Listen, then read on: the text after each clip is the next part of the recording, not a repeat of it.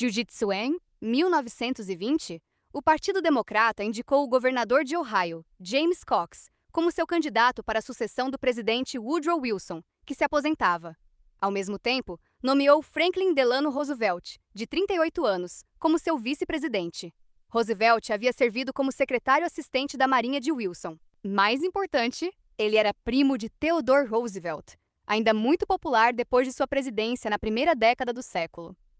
O indicado republicano era Warren G. Harding, e a campanha foi uma experiência estafante. Os republicanos tinham muito dinheiro. Eles evitavam falar de problemas e jogavam com a imagem sociável de Harding. Cox e Roosevelt responderam aos republicanos partindo para uma vigorosa ofensiva, baseando sua campanha em um único tema de Wilson: a participação na Liga das Nações, que, eles esperavam, traria paz e prosperidade. Roosevelt fazia campanha por todo o país, fazendo um discurso após o outro. A ideia era enfrentar o dinheiro dos republicanos com um simples esforço. Mas a corrida foi um desastre. Harding ganhou a presidência em uma das vitórias mais esmagadoras da história eleitoral americana. No ano seguinte, Roosevelt foi acometido de poliomielite e perdeu o uso das pernas. Chegando logo depois da desastrosa campanha de 1920, sua doença marcou um momento decisivo em sua vida. Tomando consciência de repente de sua fragilidade física e de sua mortalidade, ele se retraiu para dentro de si mesmo e fez uma reavaliação. O mundo da política era corrupto e violento. Para vencer uma eleição, as pessoas fariam qualquer coisa, submetendo-se a todos os tipos de ataques pessoais. O funcionário público movendo-se nesse mundo estava sob pressão para ser tão inescrupuloso quanto todo mundo e sobreviver da melhor maneira possível. Mas essa abordagem não servia para Roosevelt pessoalmente e exigia demais dele fisicamente. Ele decidiu criar um estilo político diferente, um estilo que o separaria da turba e lhe daria sempre vantagem. Em 1932, depois de um período como governador de Nova York, Roosevelt concorreu a candidato pelos democratas para a presidência da República contra o titular republicano Herbert Hoover. O país estava em meio à depressão e Hoover parecia incapaz de lidar com ela. Diante da fragilidade de seus antecedentes, ficar na defensiva era difícil e, como os democratas em 1920, ele continuou vigorosamente na ofensiva, atacando Roosevelt como um socialista. Roosevelt, por sua vez, viajava pelo país, falando sobre suas ideias para tirar os Estados Unidos da depressão. Ele não dava muitos detalhes, nem reagia diretamente aos ataques de Hoover, mas irradiava confiança e habilidade. Hoover, enquanto isso, parecia estridente e agressivo. A depressão provavelmente o teria condenado à derrota, não importava o que ele fizesse. Mas ele perdeu por uma margem muito maior do que esperava. O tamanho da vitória de Roosevelt, quase um triunfo eleitoral, surpreendeu todo mundo. Nas semanas seguintes à eleição, Roosevelt basicamente se escondeu do olhar público. Aos poucos, seus inimigos da direita começaram a usar sua ausência para atacá-lo, circulando especulações de que ele não estava preparado para o desafio do cargo.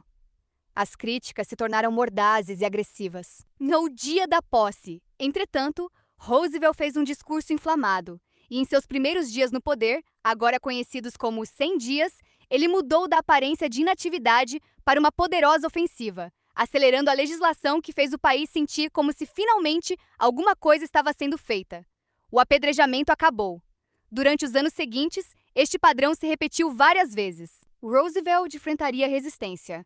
O Supremo Tribunal, por exemplo, derrubaria seus programas e inimigos de todos os lados. O senador Huey Long e o líder trabalhista John L. Lewis, de esquerda, o padre Charles Coughlin e ricos homens de negócios da direita, lançariam campanhas hostis pela imprensa.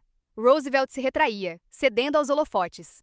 Em sua ausência, os ataques pareciam se acelerar, e seus conselheiros entravam em pânico. Mas Roosevelt estava só dando um tempo. No final, ele sabia.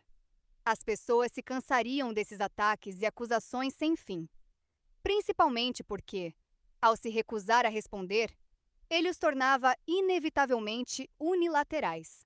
E depois, em geral 1 ou 2 meses antes da época das eleições, ele partia para a ofensiva, defendendo sua ficha e atacando seus adversários de repente e com vigor suficiente para pegá-los desprevenidos.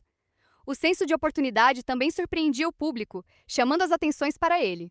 Nos períodos em que Roosevelt ficava em silêncio, os ataques de seus adversários cresciam cada vez mais estridentes, mas isso só lhe dava mais material para usar mais tarde, aproveitando-se da histeria deles para fazê-los parecerem ridículos. O exemplo mais famoso disto aconteceu em 1944, quando o candidato republicano para a presidência, Thomas Dewey, lançou uma série de ataques pessoais a Roosevelt, questionando as atividades de sua mulher, seus filhos e até de seu cachorro, o terrier escocês Fala, a quem Dewey acusava de ser mimado à custa do contribuinte.